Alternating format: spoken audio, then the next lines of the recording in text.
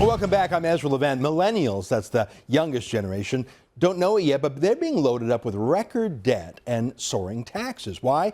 Well, in part because the Canadian government has overpromised to an older generation at the expense of young taxpayers, future taxpayers. Seniors currently get $45,000 per year from the government in program spending and special tax breaks. So is Generation Y actually Generation Screwed? Author Candice Malcolm breaks that all down in her new book by that name. I spoke with her outside Ontario's legislature earlier today. Candice, your new book is called Generation Screwed.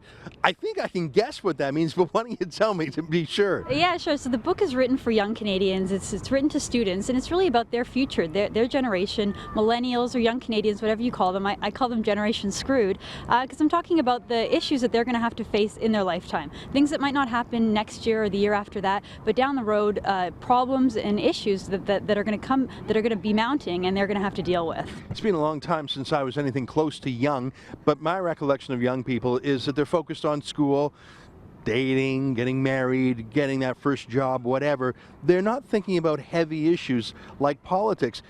Do young people even care about taxes and debt and things like that? I think there's a lot of apathy amongst young people. They worry about themselves, their student debt, their own financial situation, graduating, finding a job. These are all important issues, and they play into Generation Screwed in the bigger picture. What I'm trying to do is really alert them to government Ponzi schemes, programs that have been set up to benefit older generations that are falling on their shoulders that they have to pay for, whether they like it or not. Well, Churchill once said that if you're not a socialist at, I think he said 20, you have no heart. If you're not a capitalist at 40, you don't have a head. I'm paraphrasing. But isn't there a paradox that young people tend to be on the left because they're idealists, they're a little utopian, they don't know what real life is like, paying taxes yet. So all the policies that screw them, to use your phrase, are the policies that they like. There's an irony there. There is, and when you're young, you use government programs a lot.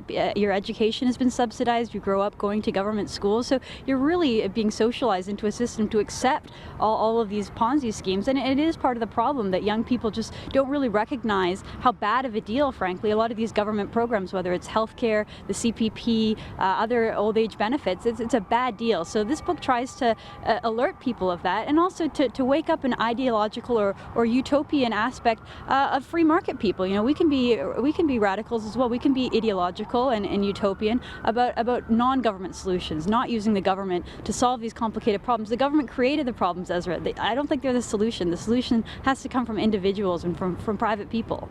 Well, I think it's true that the real rebels on campus these days are the conservatives. They're the individualists, they're the counterculture. I mean, the official culture on campus is usually so left-wing. I want to show you something. You have a great graph in here. Hopefully we can take a look at it. It's on page 69 here. It's Canada's population pyramid, what it was like in 1960, what it's like in 2000. Can you explain what a population pyramid is and why it should freak out any young person or any old person? Yeah, sure, Ezra. So 1960, a lot of the policies in Canada were designed in this era, and you can see every year on this tree is a different birth year. So at the bottom, new people being born, at the top, seniors, and these government Ponzi schemes work so long as there's always more people being added to the bottom. But when you look at 2000 and what happened, the bulk of the population is middle-aged, and that's just going to get worse. Over the next 2 decades, 9 million Canadians are going to retire. They're going to be at the top. They're not going to be paying taxes. They're going to be collecting government services, and fewer people at the bottom are going to be there to actually fund these government Ponzi schemes and prop up the government, which is very problematic for our government financing. So at the bottom there, the bottom is young people, the top is seniors, and the wider means the number there are. So 50, 60 years ago, for every senior, there were 3, 4, 5, 10 young people. So the idea of taxing young people to pay for a handful of seniors made sense. But now, there's not a lot of young people, and that bulge there, I guess that's the baby boomers.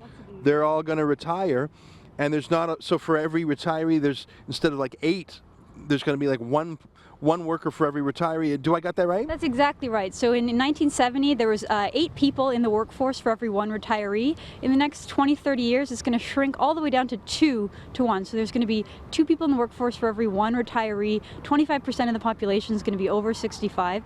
Ezra, the whole scheme of government programs just doesn't work when you don't have enough people working and you have more people collecting. Canadians are living longer, they're retiring early, and the whole house of cards of the welfare state, the math doesn't add up. So the arguments that I make in Generation Screwed are really based on math, and that's going to be a problem for politicians, for governments, down the road, 20, 30 years from now. And that's why Generation Screwed has to be the ones to solve this problem, whether they like it or not, whether they're left-wing or right-wing. It won't matter. The math shows that they're going to have to fix the problem, fix these programs, and come up with a better deal for the government. Well, that's the thing, is people who say, well, I'm paying into my CPP payroll tax now because I'm 25, but in 40 years I'll get it. Well, no, you won't, because it's not like it's your own bank account. I mean, if you set aside money in your own savings account today, yeah, it'll be there for you in 40 years, maybe with some interest. But CPP, it's not your account. It goes into a big pool that the boomers are going to take.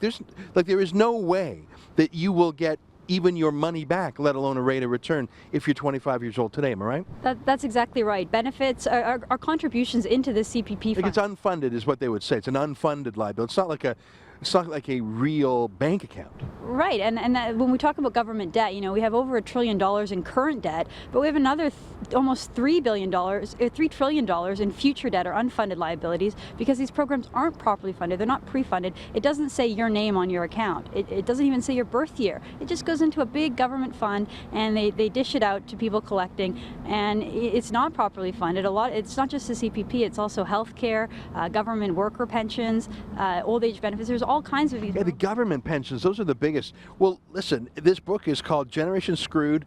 There's a lot of stats in here. There's a lot of facts and figures, but the argument is what's so striking. Where can folks get this? It's a great book.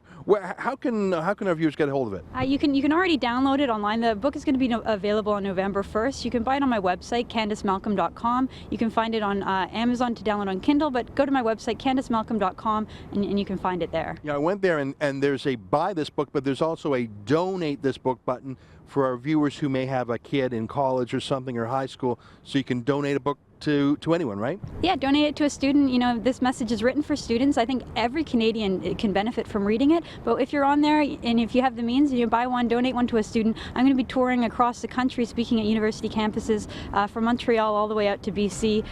So you can donate to a student, and I'll make sure it goes to a university student on campus, so they read it and they get the message as well. That's great. Well, good luck with this. Thanks for being on the show. Thank you, Ezra. Thank you.